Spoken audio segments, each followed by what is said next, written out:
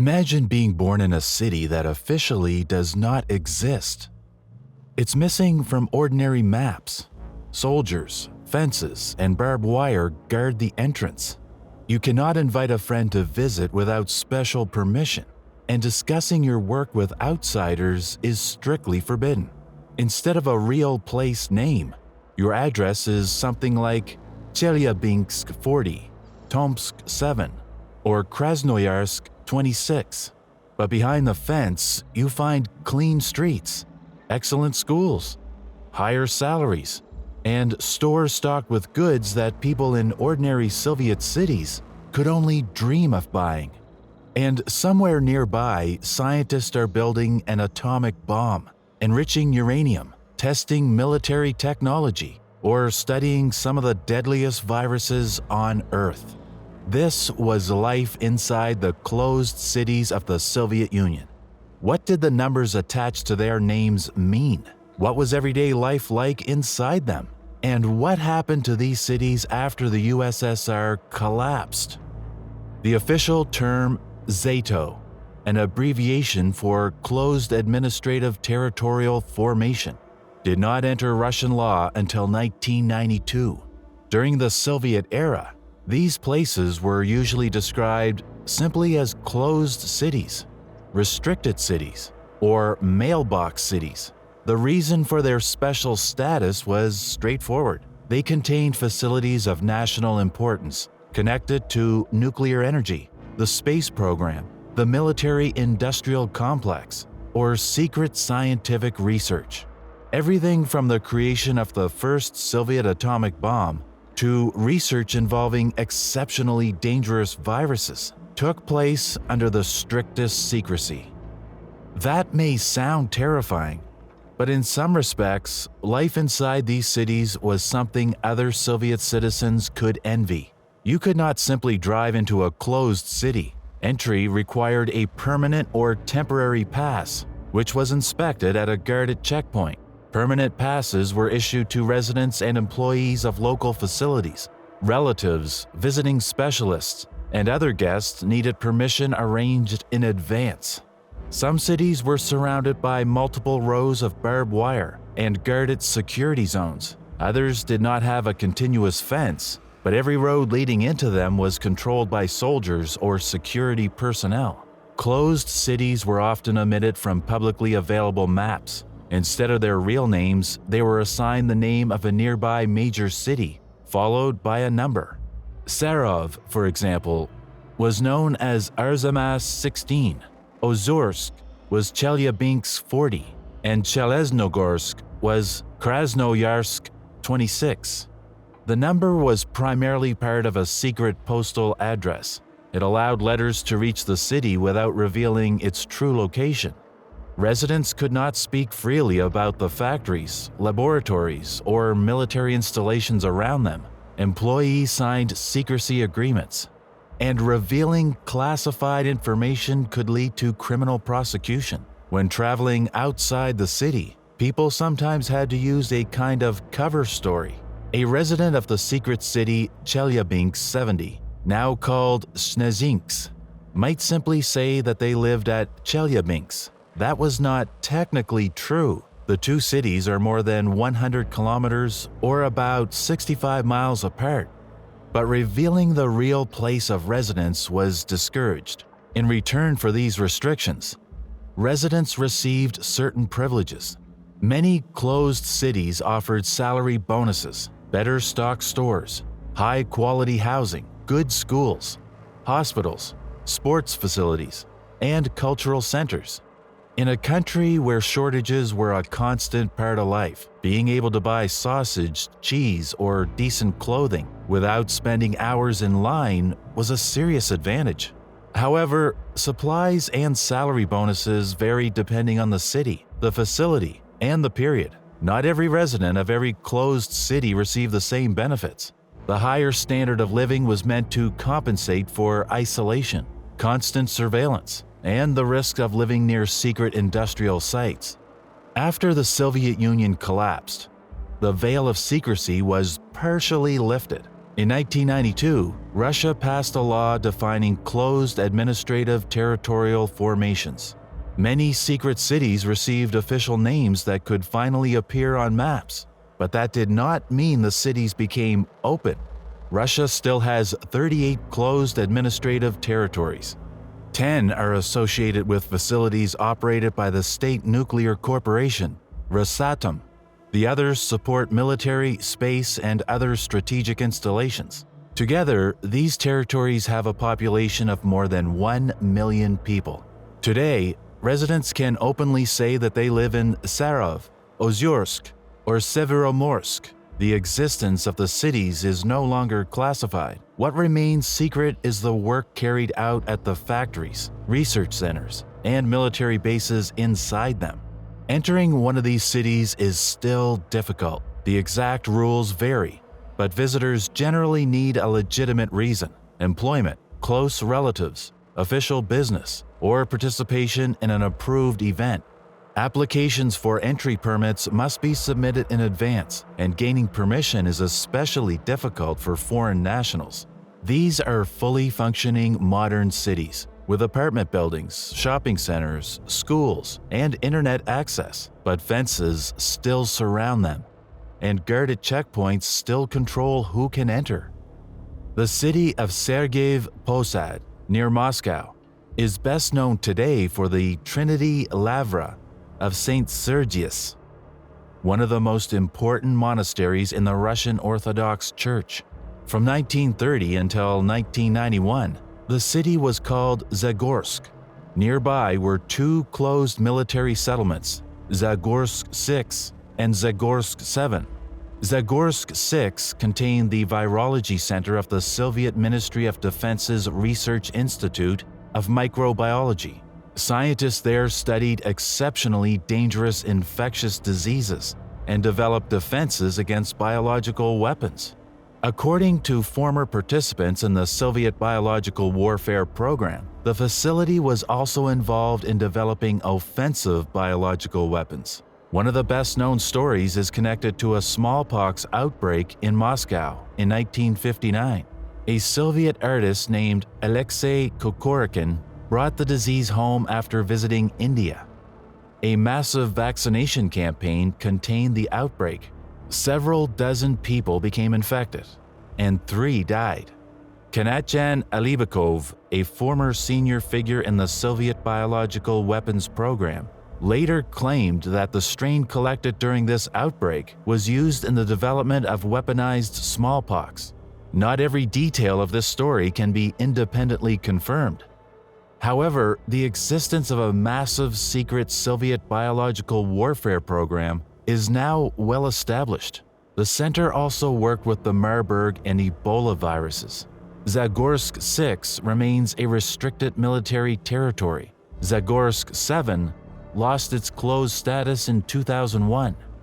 In 1946, the Soviet Union established its first nuclear weapons research center at the settlement of Sarov in what was then Gorky region, now Nizhny Novgorod region. The facility received the secret designation KB-11. The city later became known as Arzamas 16, even though the real city of Arzamas was approximately 75 kilometers or 47 miles away. The first Soviet atomic bomb, the RDS-1, was developed here. It was successfully tested on August 29, 1949, at the Semipalatinsk test site in Soviet Kazakhstan. The nuclear center was one of the most heavily restricted places in the entire country. During its early years, employees and residents could not freely leave even during their vacations. Exceptions were made for official business and specially authorized trips. Rows of barbed wire and guarded security zone surrounded the city. Documents were inspected and vehicles searched at the checkpoints. The restrictions were offset by salaries that were high by Soviet standards and unusually good access to consumer goods. Stores sold sausage, cheese, and occasionally red or black caviar, foods that residents of ordinary Soviet cities might see only on special occasions. Today, Sarov remains a closed city and one of Russia's main nuclear weapons research centers. Its population is close to 100,000. The local Nuclear Weapons Museum contains exhibits connected to the history of the Soviet atomic project, including a replica of the country's first atomic bomb. Sarov is a city of striking contrasts. Scientific institutes stand close to the restored Sarov Monastery, where one of Russia's most famous Orthodox saints, Seraphim of Sarov, once lived. Beneath the monastery grounds are caves and underground cells that monks use for prayer and isolation. In a sense, the area was already associated with secrecy and seclusion long before Soviet nuclear physicists arrived. The city known as Sverdlovsk 45 grew around a plant that separated uranium isotopes and produced materials for the Soviet nuclear weapons program. Today, it's called Lesnoy.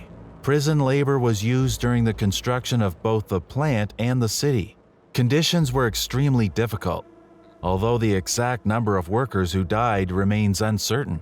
Sverdlovsk 45 could not match the abundance of Arzamas 16, but it became known as a comfortable and well-maintained city.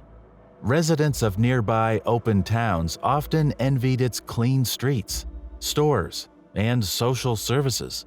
The city is sometimes linked to the famous 1960 incident, in which a Soviet missile shot down an American U-2 spy plane, flown by Francis Gary Powers. However, the aircraft was brought down near Sverdlovsk, present-day Yekaterinburg, not directly beside Sverdlovsk 45. The similarity between the two names often causes confusion. Today, Lesnoy remains a closed Rosatom city.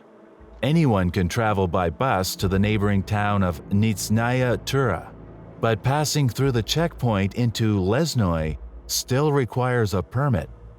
Another closed nuclear city in Sverdlovsk region is Novoralsk, formerly known as Sverdlovsk 44. Its main industrial facility is the Ural Electrochemical Plant, one of the world's largest uranium enrichment centers.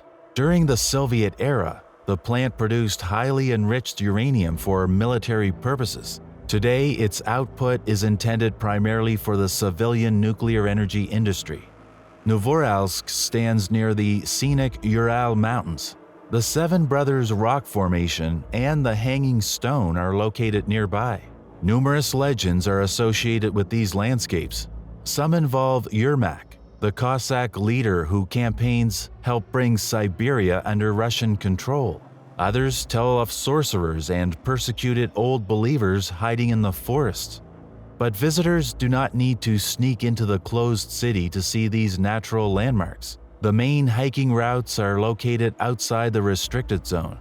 Novoralsk itself can still be entered only with a permit. Mirny, in Russia's far northern Arkhangelsk region, was built beside a secret missile installation known as Angara.